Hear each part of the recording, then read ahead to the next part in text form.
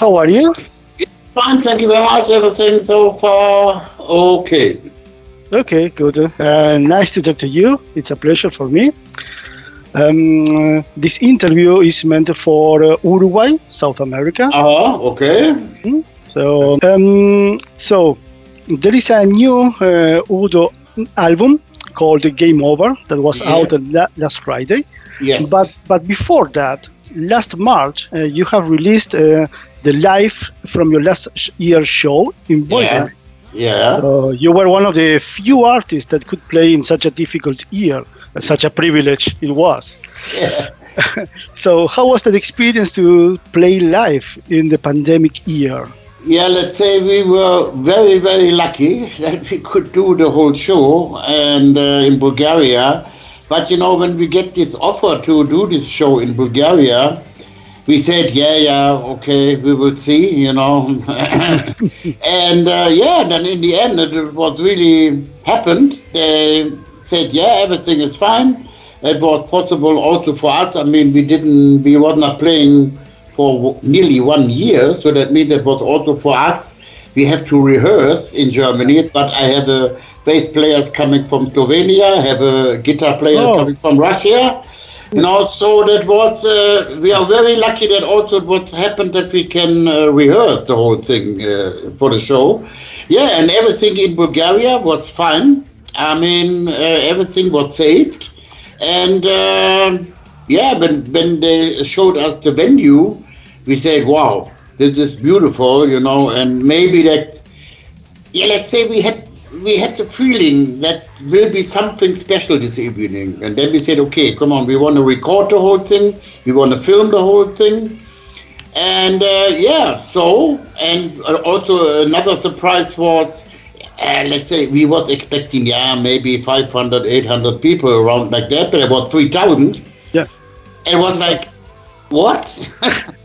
And it was I mean, for us, I think for us it was a very emotional evening, and also I think for the audience, there was really singing, and there was a special evening. And I think if you listen to the CD and you're watching the DVD, I mean, I think you can see and hear the feeling of this evening. Yeah, so we were very lucky. Yeah, there was like a victory vibe in the album. Yeah, it was definitely. I mean, in the end, we are very happy that we record the whole thing, and so here we go, and that was a lucky thing. That was very smart also to record the album. Very smart. Yeah. So, and there was the promoter was really helpful about filming, that he said, the TV station, they can film the whole thing. So we didn't have any problem to bring some cameras in, or I don't know, whatever. And it was easy going. And so I think the result of the whole thing, I like it very much. Yeah, indeed. So, when was the beginning to compose this new album, Game Over? That was already when we, let's say, after the album, the We Are One album with the orchestra, slowly we was collecting ideas, so, and then when we had enough ideas, we started, that was in the end of 2020, but the whole recording session, what we're doing normally is like we are collecting ideas. If we have enough ideas, then we go into a rehearsal room or a small studio and start arranging all the songs together with a producer.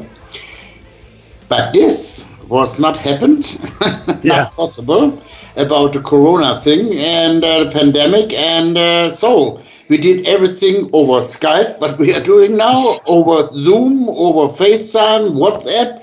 So we had always like a conference thing going on, and then we said, okay, today we want to talk about this idea, what we want to do, blah blah blah blah. Yeah. It was completely different, and for us, and it also took really some time, But okay, on the other hand, we couldn't tour, so we had enough time to do this, thanks. But yeah, that was really strange, But okay, in the end, we found a way to do this. And then also in the end, the main recording at the studio was also allowed to have two persons in there, the sound engineer and the musician who was doing his drums, singing, whatever, Yeah. It was a strange working on this album, but I think in the end, and of course, 16 songs, of course, we had enough time. So, and then we said in the end, okay, we want to put all the songs on the CD, but in the end, I'm really happy with the whole result. I think that is a very good mix-up of songs, melodies, good guitar work, fast songs, slow songs, mid-tempo, up-tempo songs. It's like, and also this album, it's for me a real band album. Everybody was really involved in everything, and that's, I'm really happy with the new album. Even though the new members, the new guitar player and bass player involved as well? Yeah, they came up with really good ideas. Also the bass player, really good ideas. For the first time, I did all the lyrics together with my son.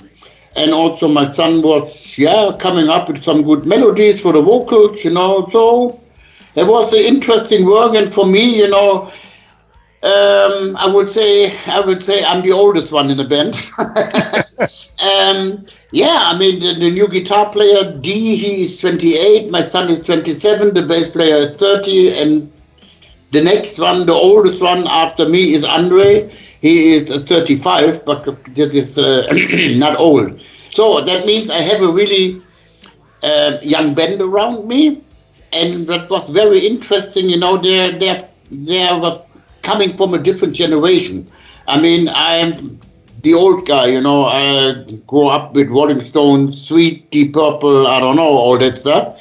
And that was really interesting. And for me, it was also, I have to say it out the other way around. I'm not a guy to say, okay, this is the direction and that is what we have to do. I'm always open-minded, and that was really interesting for me. Fresh blood, new ideas. Mm-hmm. And here we go, game over.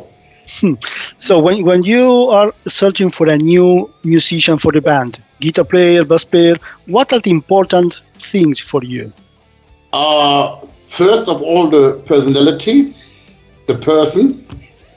And also, I don't want to have around me famous guitar players or bass players. They are, let's say, it's not negative, but let's, for example, a guitar player. Is he, let's say, already a well-known guitar player? He has already his own style and is already done with everything. Maybe it's not the right correct what I say, but, but I was looking for a really young one, unknown one, really open-minded and can work in different directions, not already, okay, this is my style, I can do this style, but nothing else. And that was definitely, for me, a very important point. And with D. Dammers, perfect. He was very unknown. He was sending us some demo stuff, and he said, I would like to play in UDO. And then we get an audition, and I knew directly after, let's say, 15 minutes, music-wise, guitar-wise, that's definitely the guy. And then I start talking with him, and then he's also a very important point for me as a person, a really nice person. In the bass player, that was not so easy, but in the end, Andre, the other guitar player, Andre Smirnov, he said, you remember on our last European tour, we had an opening band that was Vicious Rumors, and they had a really good bass player. And I said, sorry, but I cannot really remember him. And then he said, I'm in contact with him. And then, we get in contact. And he said, Udo, definitely, I want to do that. So I was really lucky with the two new guys. And and they was really involved also very much in this new album. You're saying that, the album has 16 new songs. was it a moment when you discussed, okay, let's put all together, or no, let's keep some out of the album, or you always thought, no, let's do it? Let's say in the beginning we had over 30 ideas, that's just okay. Yeah. Mm-hmm. And then we said, okay, we want to work on, let's say, on 20 ideas that we said, okay, this is what we want to do. So, and then of course during the whole process, then of course you hear some stuff and say, nah, maybe not the right thing, And then in the end, we had 17 songs. There's one bonus track for Japan. I always hate this. Sorry, Japan, but always like, Japan need one more song, about the CD is so expensive and blah, blah, blah. But always this song is lost. Bye-bye, And and then we said, okay, these 17 songs we want to do, and we did it. So that was the result of all the all the ideas. Mm-hmm. And as you said, you have fast songs as the opener track, or also some mid-tempo, or like Kids and Guns, which also has a message behind that. It's like worrying about this worrying situation that is happening nowadays. So what took you to write this lyric? Yeah, I mean, Kids and Guns definitely. So that the main thing of Kids and Guns is that we are against weapons, Yeah. I mean, I think it's better to talk to each other than to kill each other, So, and of course, the idea came. What has happened in America on the schools, you saw that on TV. You see in Africa, they're young boys, they get kidnapped. They're making young soldiers out of them. And they're killing people. They're just maybe 13, 14, 15 years old. All these situations, what you see on TV or writing something, when something is writing about this in news, that was the idea to say, hey, we have to say something about this, So that's why we did this Kids and Guns. It has also like an AC/DC vibe, the song. Yeah, it's an AC/DC groove, I would say, yeah. Mm-hmm. Very cool. But it was not like, oh, we have to do it like this, what just happened. Yeah. No, but very cool. And also, Metal Never Dies is sounds like a very autobiographic song, right? Yeah, it is like, okay, first of all, Metal Never Dies. That means I hope this kind of music will last forever. And it's a little biography of myself, In the beginning, when I started making music, I didn't have that much to say in the whole music scene, whatever. And then in the second verse, I said, okay, now I'm in the business and I have a lot of things to say. So that's the meaning of the song. I guess you have a lot of things to say, definitely. Oh, yeah. Definitely. The production of the album was done by Stefan Kaufmann, correct? He was the sound engineer. The sound engineer. Yeah. So what did he add, according to you, to the album, if he added anything? Oh, he said, what for him it was also very interesting, I mean, he was not involved in all the arranging process. That was more the producer. But he said also me, I mean, I know we know each other, I don't know. And he said to me, this is really a fantastic album, fantastic songs, a lot of melodies, good guitar work. And he said, there was something together on this album, So that was what he said. And also he always said to me, I mean, Stefan was always involved in my vocals since 81. Yeah, I think it was 81. And he said to me, your voice is a miracle. And he said, you're getting 70 years old and you can sing high like this. And, and also your range on the lower part. He said, this is a miracle for me, for me as well, I mean, I think, I know a lot of colleagues, other singers from quite famous bands, I know they have a lot of problems, you know. I mean, sometimes when we're at festival, we meet each other and they're talking about, you know, doesn't work like it was in the old days, blah, blah, blah. I think I'm really lucky, you know. I mean, I was just a doctor 2 days ago and check everything, and he said, everything fine, no problem. Fantastic. Yeah. Very good. That was one of my following questions. What do you do? Do you do anything particular to keep that very good performance? No, just nature. Nothing. Just nature. I never warm up before I go on stage. I never warm up also in the studio. You know, in the studio is also, if they have to make all the sound for the vocals, you know, you have to sing always like, do something, and then that's for me to warm up, you know. I never really go like, but a lot of singers do it. No, forget it. I hate when we have a support band and next in the dressing room they're singing for half an hour. It's like, I'm like, come on. But anyway, well, if they have to do this, so I mean, not everybody has the miracle voice. Yeah, that's true. Yeah. There are very few musicians in the scene that have the privilege to play in the same band with his own son, like you have. Yeah. So how special is for you, and when did you say, okay, my son is ready to be in the band? Oh, that was, my son is now in the band 6 years. Yeah, 6 years. 15. And so. When I was looking for a new drummer, so I was, I knew some drummers, you know, blah, blah, blah. And then there was also a funny story. I was on promotion tour for UDO, and then I was in Berlin, and my son was the drum roadie for Saxon. But he was also playing with Saxon, but the drummer of Saxon, he has some health problem, you know. So, and then I went there in the afternoon for sound check, you know, to see what they're doing, blah, blah, blah, talking to Biff. And then I said to Biff, Biff, you know, I have to look for a new drummer, and it's not so easy for this kind of music. And he said, yeah, why you are looking so far away? Take your son on drums, he can do that. I said, come on, are you sure? He says, yeah, when he can play Saxon stuff, he can play also your stuff. I mean, come on, we are not so far away. Yeah, and then I was asking my son, if maybe you want to do this, to be in a band. And yeah, then he said, yeah, but I have to think about this.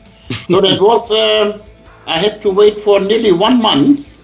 But then I found out later he was rehearsing all the UDO and songs, you know.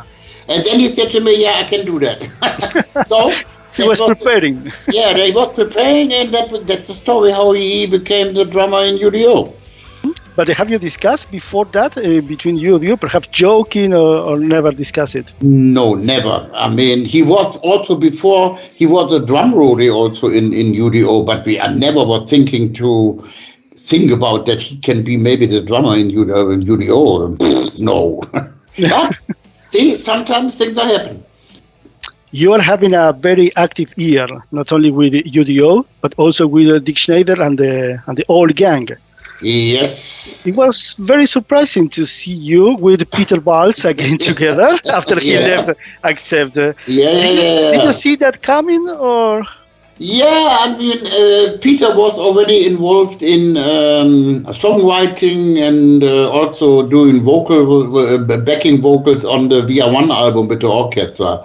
He was writing also some songs together with Sven, and then, you know, Stefan Kaufmann came up with this idea, and he said, hey, come on, we have 3 songs left. They normally was planned to put this on the VR1 album, but the album was no space to put more songs on this album. So, and then he said, okay, 1 is finished, Where the Angels Fly, and 2, we have a little bit to work on it, you know. So, and then he said, you know, that your crew has no work, the band has no work, they cannot be on tour. Let's do a charity thing. We do everything for free, and we try to make a contract. So we did this. He did this then with AFM, And AFM said, oh, very, very nice idea. And all the money was going to the UDO band and the crew of UDO. You know, I think that was more a charity thing. Of course, the people outside was like, whoa, what is this? Yeah. Yeah, but it's like, wow, a big surprise. Yeah, I mean, for me, it was nice to work with Peter again, and also with my old guitar player, Matthias Diet, from the first part of UDO. And then, of course, the female singer, Manuela, she was already singing with me together on the We Are One album. And then my son was on the drums, and there was this 3 songs was just having fun making music, you know, without thinking it has to be like this or this. Yeah. It was like, let's do it and see. Yeah, and in the end we said, yeah, we like the songs. You know, we will see if the people don't like it, okay. It's not a really most important thing, you know. And So, and then of course some question came up, you know. It's like, oh, is there an album coming and so on and on. I would say, maybe if we have time and enough ideas, why not doing an album together with the whole lineup? It's just a project, you know. Yeah. So this lineup can never go on tour, you know. Peter Walters is doing, I don't know how many projects he's involved in, a lot of things. Stefan Kaufmann is more into video stuff. Manuela, she's always like musicals. She's somewhere at the moment. She's in Greece. Matthias Diet is a very famous lawyer in Germany about music rights. That's a good thing. And the only guys can be on tour is my son and me. Yeah, so not enough. That's not enough, you know. But we would see. I mean, over the people asked me, "Oh, is there maybe coming some more?" I said, "Yeah, maybe, but not at the moment. We will see." What I said, if we have enough time, well, maybe we can do something in between, and we have enough ideas. Maybe, yeah, why not? Mm-hmm. Next January, you're coming back to South America. Hopefully, yeah. Yeah, hopefully. Yeah. So far, they told us it's possible. We will see. How special is for you South America?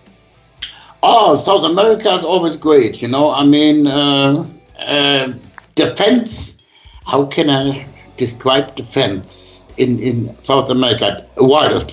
They're really wild. It's really like, you know, it's also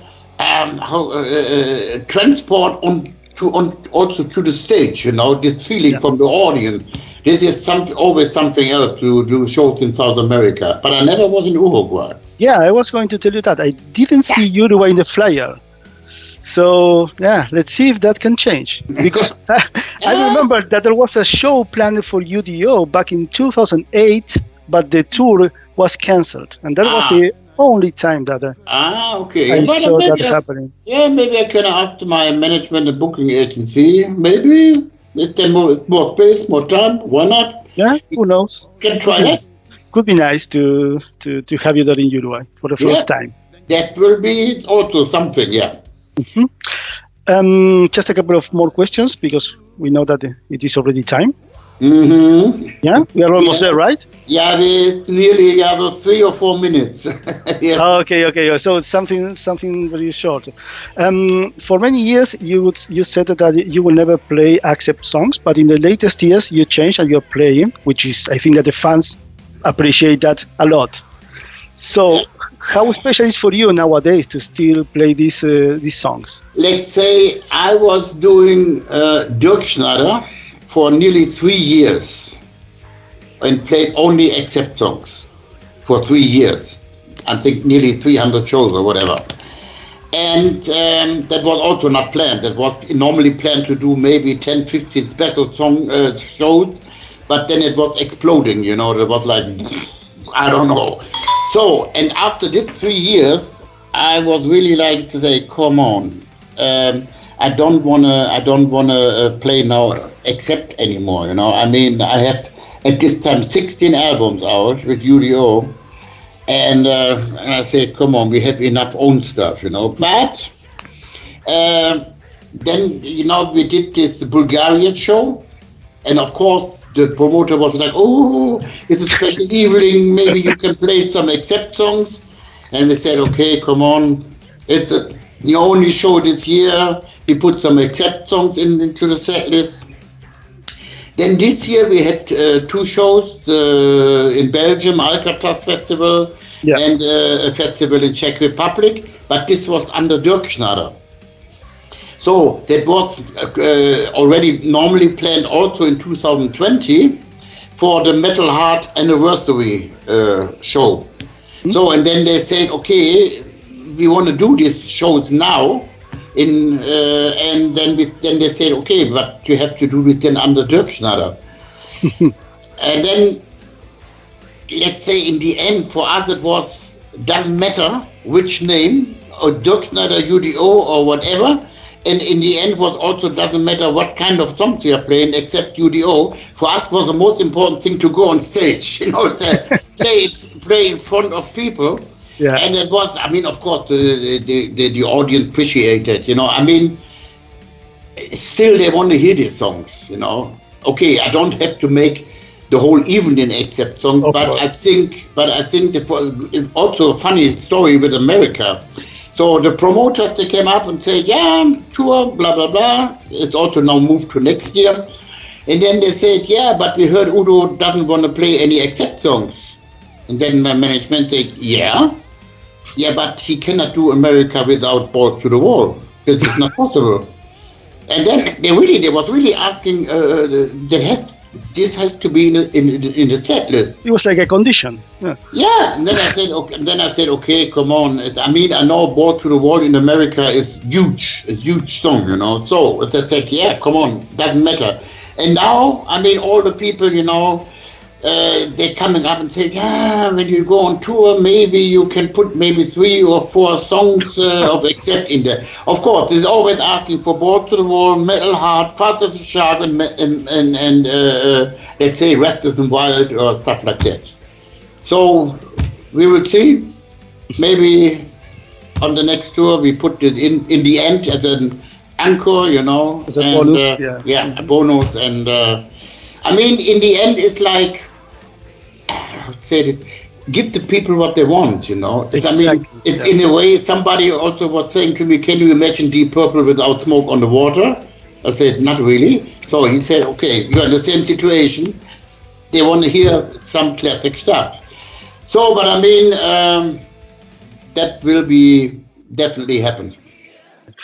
Udo, thank you very much for the time. It was a pleasure talking to you. Congratulations for the new album. Thank you very much. When I saw there was 16 songs, I said, "Ooh, this could be a bit long." But when I listened to the album, I said, "Okay, this is easy going." Yeah. Because you have these different movements and different vibes that makes you like, Yeah, that's a lot of people say this. It's like they were in the beginning the same what you said. Oh, many songs, But then they said, yeah, it's easy to listen to that. Exactly, easy to listen. So, thank you very much. Thanks for the time. Have a nice day. Hope to see you soon. Yeah, hopefully. Bye-bye. Thank you. Bye-bye. Bye-bye.